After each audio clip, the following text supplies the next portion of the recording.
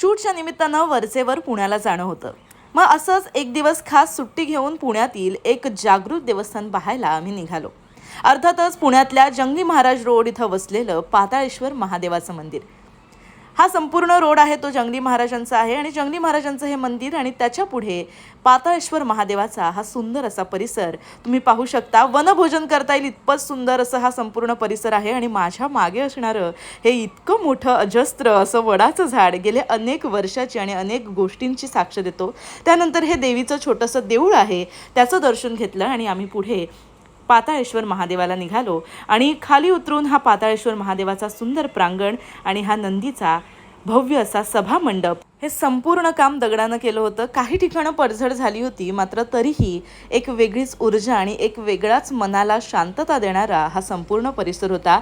नंदीचं दर्शन घेऊन समोर उभं होतं ते म्हणजे पाताळेश्वर महादेवाचा गर्भगृह, पाताळेश्वर महादेवाचं मंदिर।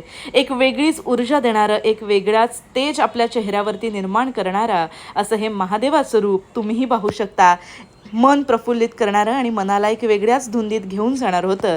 नंतर बाजूला देवीचं देऊळ होतं, राम लक्ष्मण सीतेचं देऊळ होतं। गणपती बाप्पाचंही दर्शन घेऊन आम्ही प्रदक्षिणा घालायला निघालो।